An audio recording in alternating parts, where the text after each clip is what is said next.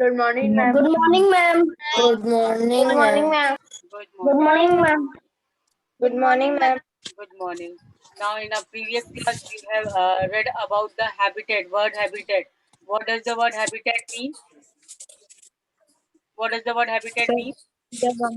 Refer to the environment of Refers to region, the environment of the region. economic Particular lifestyle of areas, a environment in region. which you reside, जहाँ पर आप रहते हो. That is called as habitat. Clear? Now, in previous class, we have read about the gradual clearing of the forest. Gradual clearing of the forest means पेड़ काटे जाने लगे थे. They were cleared for the extension of agriculture, for the agriculture purpose. अब वो forest की जमीन पर अब agriculture production की शुरुआत होने लगी. The change faster become more complete and in some areas than in others. कहीं पर ये जल्दी से मीन्स फॉरेस्ट को क्लियर करके एग्रीकल्चरल लैंड में उसको कन्वर्ट किया गया, कहीं पर धीरे धीरे, but everywhere forest was being cleared for the agriculture land. Then we have seen that forest dwellers. What was the condition of forest dwellers at that time? When the forest being cleared, then what happened to the forest dwellers? Forest jewellers को क्या हो गया?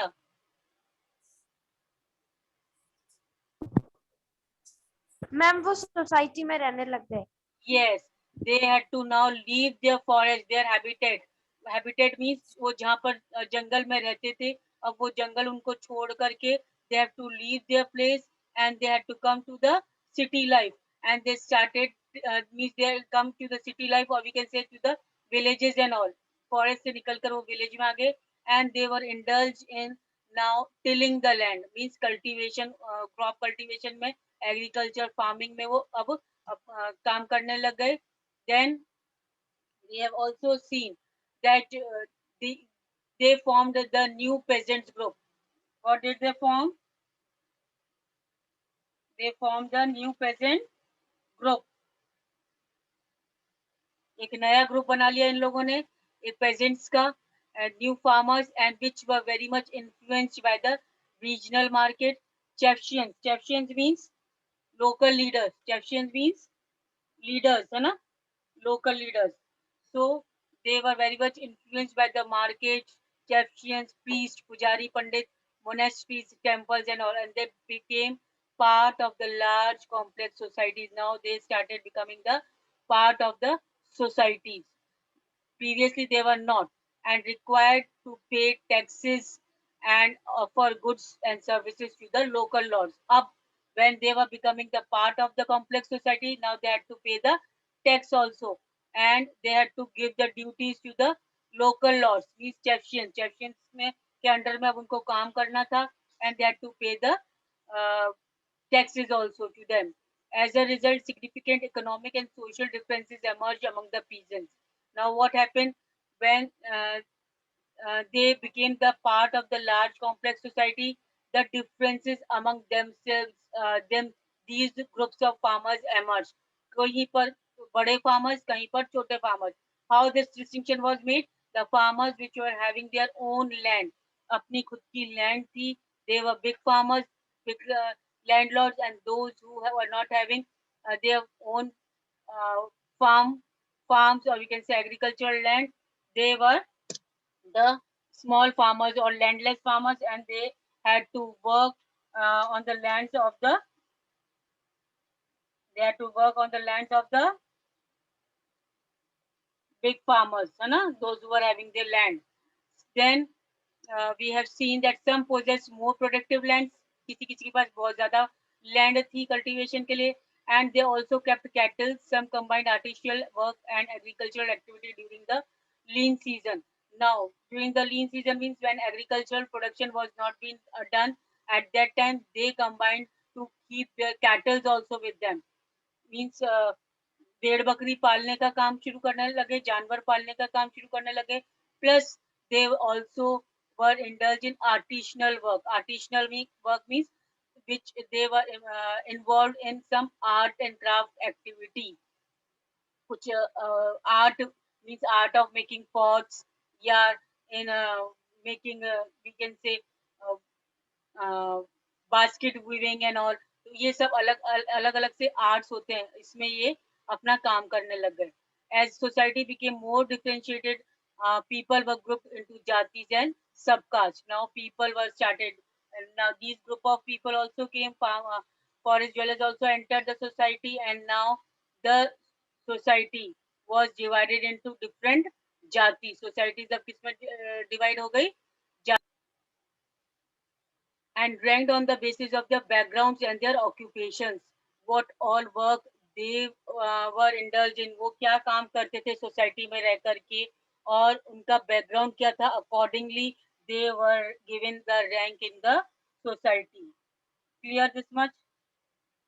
Society में उनकी position कौन define करता था, वो क्या काम कर रहे हैं सोसाइटी के लिए, और वो उनका बैकग्राउंड क्या है, that was given according to their background, means their rank was given, कितना ऊंचा है उनका rank, high position they are having in the society depends all upon the occupation, upon the work they were doing in the society.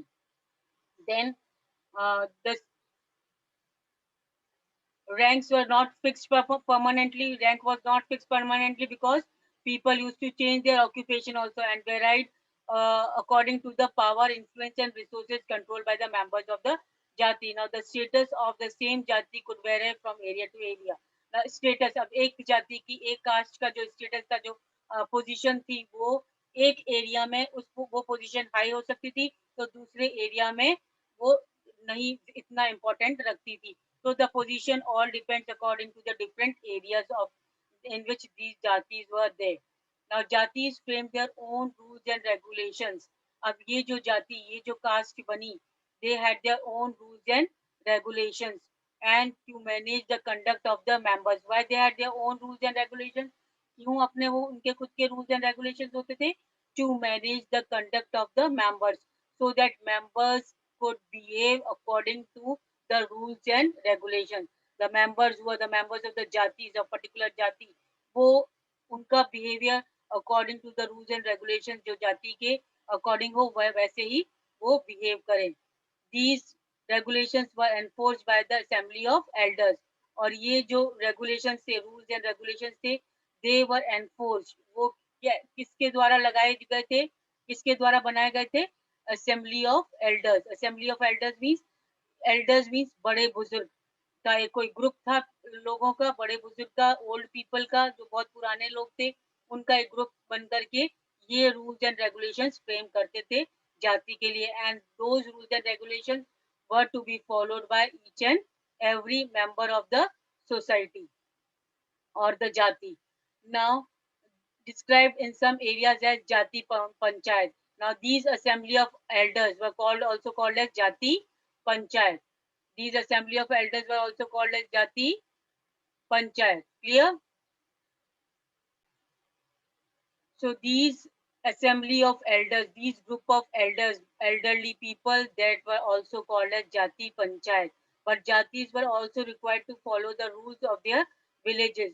These jatis had to follow their own rules, as well as the rules of their villages also. Village में जो rules बनाए जाते थे वो भी. Several villages were governed by the chieftains. Several villages were governed by chieftain. Now, who was the leader of these villages? A chieftain. Together, they were only one small unit of state. एक small unit थे वो state के. I hope till here it is clear. Now, regions and empire. Now, region and empire. After completing this, the new topic of this lesson, that is region and empire. How these particular regions and what all empires were there in this means through these years we will study about that. That is the 1,000 years time period. What all empires were there? Large states like those of Cholas, Tughlaqs, uh, Mughals, they encompass many regions. That means many regions were under Cholas, Tughlaqs, Mughals. Now Cholas, Tughlaqs, and Mughals, they are not new. These terms are not new. I hope these terms are not new for you. ये आपने पढ़ा होगा 6th standard में Cholas Tughlaq Mughals के बारे में. So they encompass many regions, means उनका बहुत बड़ा एक तरीके से kingdom था. The Sanskrit Prashasti praising the Delhi Sultanate, Sultan Ghiyasuddin Balban explained that he was the ruler of vast empire that stretched from Bengal. Bengal at that time was called as Gauda. Bengal को उस समय past में 1000 years before क्या बोला जाता था? Gauda. In the east Ghazni, Ghazni को उस समय क्या बोला जाता था? Gajana. In Afghanistan in the west and included all the south India, south पूरा साउथ इंडिया पार्ट जो है, ये पूरा साउथ इंडिया पार्ट को क्या बोला जाता था? द्राविड़ा. द्राविड़ा. सो द संस्कृत प्रशस्ति, I hope this word is also not new for you. Prashasti means in praise of, something written in praise of the ruler. So Sanskrit प्रशस्ति जो चैप्टर 2 में आपने एग्जाम्पल पढ़ेंगे, वो दिल्ली सुल्तान गियासुद्दीन बलबन के बारे में लिखा गया है. That is to praise Delhi Sultan Ghiyasuddin Balban. And what is the praise of Delhi Sultan given here? That he had a vast empire. उसका बहुत बड़ा empire था. वास्ट एम्पायर मीन्स बहुत बड़ा एम्पायर था. कहाँ से कहाँ तक? वो कहाँ तक था? बंगाल. बंगाल ईस्ट में, बंगाल से लेकर गजनी अफगानिस्तान, वेस्ट में अफगानिस्तान जो गजनी में, गजनी है अफगानिस्तान में, वहां तक था. And included all of south India, पूरा साउथ इंडिया में भी दिल्ली सुल्तान गियासुद्दीन बलबन का राज था. People of different regions, Goda, Andhra, Kerala, Karnataka, Maharashtra, and Gujarat apparently fled before his armies. Means जो दूसरे लोग थे, दूसरे regions के जो लोग थे, जैसे गोंडा, आंध्र, केरला, ये दूसरे regions के लोग थे, वो एक तरीके से इसकी आर्मी से, सुल्तान गियासुद्दीन बलबन की आर्मी से बहुत ही डरते थे. Because he had a vast army, बहुत बड़ी आर्मी थी उनके पास. गियासुद्दीन बलबन की आर्मी के सामने इनकी आर्मी नहीं टिकती थी. Clear? Historians regard these as an exaggerated claims of conquest. Means बहुत ज़्यादा उन्होंने conquest किया है. At the same time, they tried to understand why rulers kept claiming to have control over different parts of the subcontinent. Now, at the same time, they tried to understand why rulers kept claiming. वो एक तरीके से ये हमें समझने को मिलता है यहाँ पर कि क्यों रूलर्स अपनी टेरिटरी के अलावा दूसरी टेरिटरीज को बैटल फॉट करके, लड़ाइयाँ लड़ करके अपने टेरिटरी में इन्वॉल्व कर देते थे. क्यों?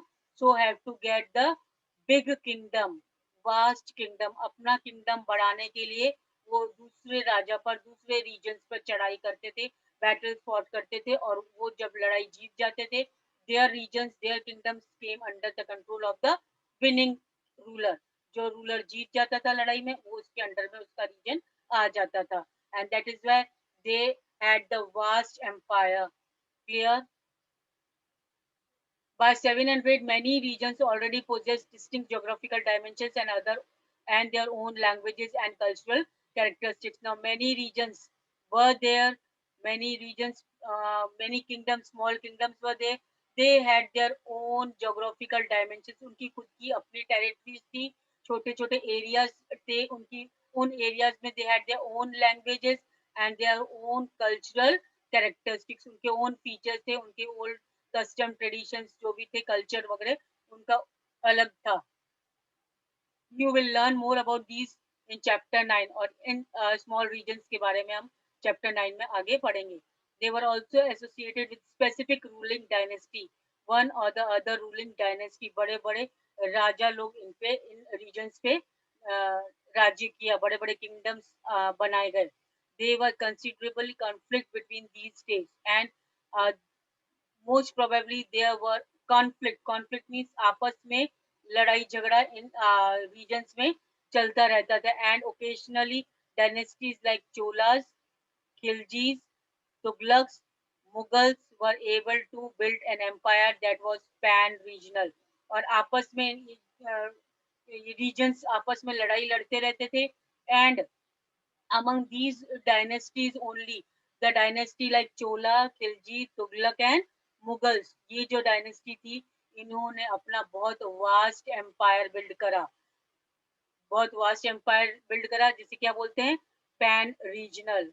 Pan regional means spanning diverse regions. Spanning diverse region means अपनी टेरिटरी के अलावा आसपास की जो नेबरिंग टेरिटरीज पे भी अपनी सुप्रीमेसी लगा लेना, अपनी सुप्रीमेसी के अंडर ले लेना, उन पर राज्य करना, एक के बाद एक पास के जो नेबरिंग स्टेट्स है, नेबरिंग किंगडम्स है, उनको जीत करके अपने किंगडम में मिला लेना, that is called as pan regional. मतलब अपनी टेरिटरी पे ही राज नहीं करना, बट दूसरों की टेरिटरी को भी जीत करके अपने किंगडम में मिला करके उस पे राज करना, that is called as pan regional, spanning diverse region. Pan regional means spanning diverse regions. Clear till here?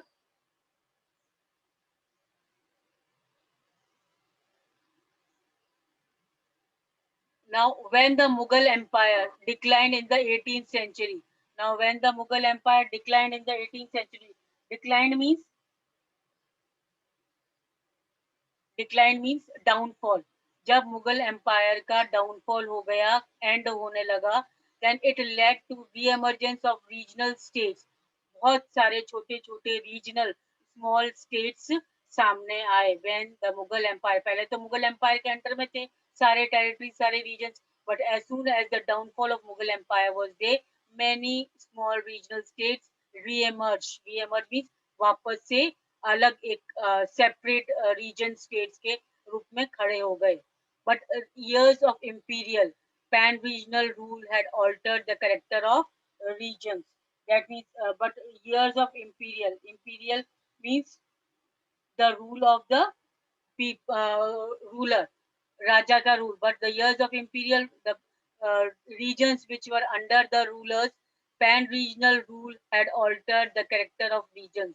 Character of regions means pan regional में अलग अलग टेरिटरीज को राजा ने अपने किंगडम्स में मिला लिया था. Across most of the subcontinent, the regions were left with the legacies of big and small states.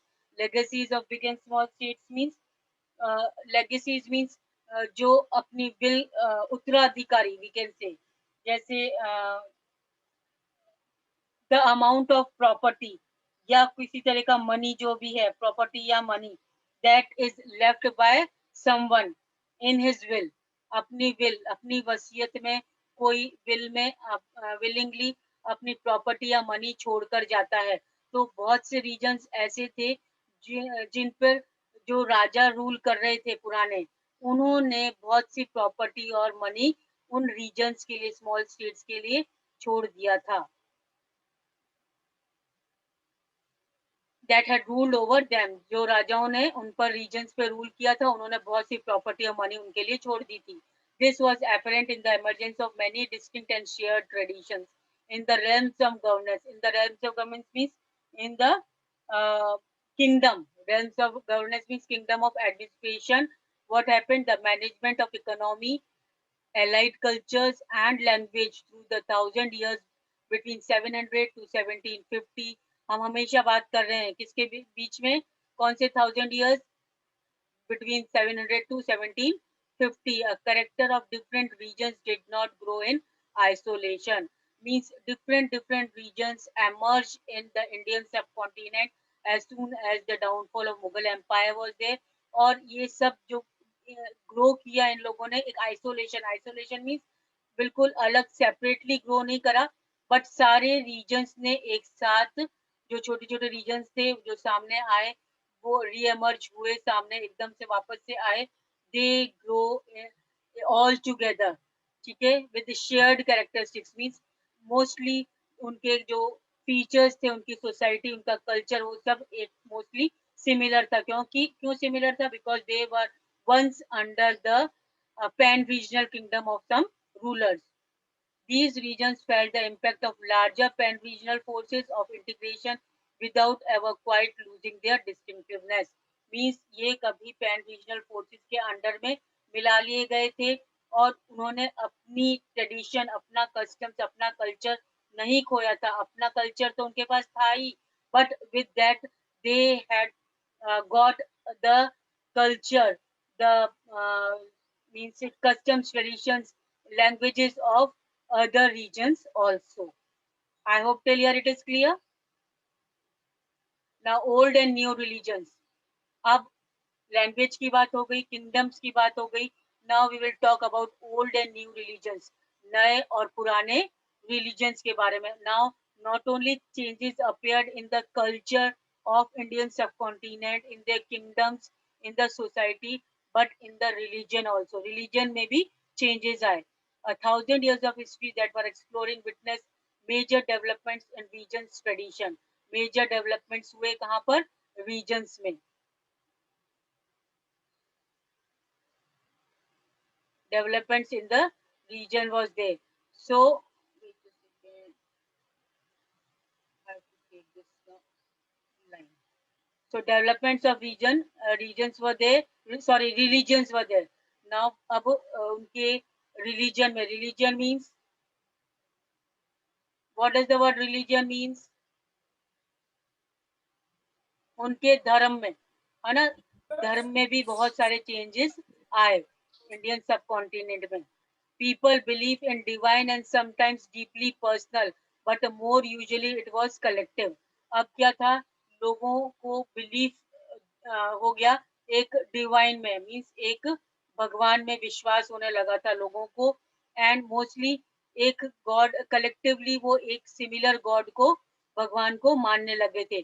Collective belief in super natural agencies. Collective belief in super natural agency means एक means अनदेखी शक्ति, super natural agency पे उनको विश्वास होने लगा था. And that was religion. और वो क्या था, एक तरीके से धर्म था.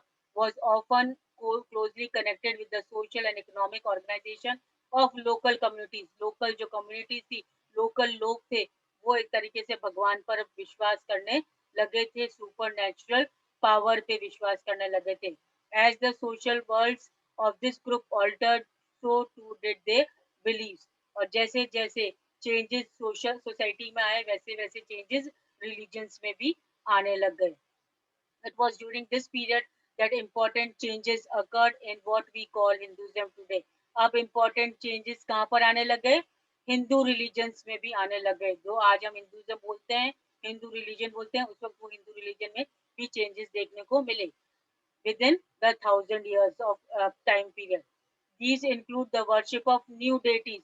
अब क्या चेंज देखने को मिले कि पहले तो एक सिंगल भगवान में वो विश्वास रखते थे, but now they used to worship for the new deities. नए नए देवी देवताओं की उपासना शुरू कर दी थी, नए नए देवी देवताओं को मानने लग गए थे. The construction of temples by royalty and the growing importance of Brahmins and priests were dominant group of in the society. अब क्या है, नए नए देवी देवताओं को मानने लग गए थे. Even the construction by the royalty. Royalty means rulers. Rulers के द्वारा क्या हो गए थे, अब कंस्ट्रक्शन हो गए थे टेम्पल्स के. रूलर्स भी इंटरेस्ट लेने लग गए थे टेम्पल्स बनाने में, भगवान के लिए ये टेम्पल्स बनाने के लिए. And the growing importance of Brahmans, the priest, the dominant groups in the society. अब धीरे धीरे इम्पोर्टेंस बढ़ गया था, रिस्पेक्ट बढ़ गया था. किसका रिस्पेक्ट बढ़ गया था, किसका रिस्पेक्ट बढ़ गया था सोसाइटी में? अब ब्राह्मण्स का, ब्राह्मण्स का रिस्पेक्ट बढ़ गया था सोसाइटी में. And priest, priest means Brahmans और पुजारी, पुजारी जो थे उनका रिस्पेक्ट सोसाइटी में बढ़ गया था. अब उनकी बहुत हाई पोजीशन हो गई थी सोसाइटी में. वाई? अब ब्राह्मण्स की बहुत हाई पोजीशन क्यों मिल गई थी सोसाइटी में? Because their knowledge of Sanskrit text earn the Brahmans a lot of respect in the society. उनको किस बात की जानकारी थी? संस्कृत टेक्स्ट की, संस्कृत लैंग्वेज की. ब्राह्मण्स को क्या आता था? संस्कृत लैंग्वेज आती थी. और यही बात से उनको बहुत ज्यादा रिस्पेक्ट मिली सोसाइटी में, क्योंकि जब हवन पूजन ये वगैरह जो भी रिचुअल्स होते थे, रिलीजियस रिचुअल्स होते थे, वो कौन परफॉर्म करेगा? पूजा पाठ कौन करेगा? ब्राह्मण्स, है ना. और ब्राह्मण्स पूजा पाठ कौन सी लैंग्वेज में करते थे? संस्कृत. संस्कृत. संस्कृत. संस्कृत लैंग्वेज किसको आती थी? Brahmins. पुजारियों को आती थी, ब्राह्मण्स को आती थी, और ये कॉमन मैन को नहीं आती थी. That is why these Brahmans were having more respect in the society, high position in the society, because they were having the knowledge of Sanskrit text. Their dominant position was consolidated by support of their patrons, searching for the prestige. That means अब इनकी position और secure safe हो गई. क्यों? क्योंकि इनको support किसने किया? पैटर्न्स ने. पैटर्न्स मीन्स रूलर्स ने. जो रूलर्स इनको सपोर्ट किया, प्लस इनको संस्कृत टेक्स्ट, संस्कृत भाषा, संस्कृत लैंग्वेज और संस्कृत जो टेक्स्ट था, बुक्स थी, उसकी नॉलेज थी, इसीलिए इनकी रिस्पेक्ट बहुत ज्यादा हो गई थी सोसाइटी में. Hope till here it is clear. Yes, ma'am. Yes, Yes, ma'am. ma'am. Yes, ma'am. Okay, one of the Yes, ma'am. major development of this period was the emergence of idea of bhakti. अब पूजा पाठ में तो विश्वास होने लगा था, छोटी छोटी देवी देवताओं में विश्वास होने लगा था सोसाइटी में लोगों को. बट अब एक नया आइडिया सोसाइटी में आया, दैट इज आइडिया ऑफ भक्ति. क्या आइडिया आया? आइडिया ऑफ भक्ति. अब आइडिया ऑफ भक्ति मतलब the love to personal deity. Love to personal deity means अपना खुद का पर्सनल देवी देवताओं के प्रति विश्वास, उन पर उनके प्रति प्रेम और विश्वास, वो एक तरीके से भक्ति. और ये बिल्कुल इग्नोर करते थे, एकदम ओवरलुक करते थे. क्या ओवरलुक करते थे? दैट जो रिचुअल्स, बड़े बड़े पूजा पाठ वगैरह होते थे, वो ये भक्ति जो भक्ति में इन्वॉल्व थे, वो लोग इस रिचुअल्स को नहीं मानते थे, ये पूजा पाठ को नहीं मानते थे. वो इनका क्या मानना था? They only believe that to love the by love and show the true respect to God you can reach God. भगवान को आप कैसे प्राप्त कर सकते हो?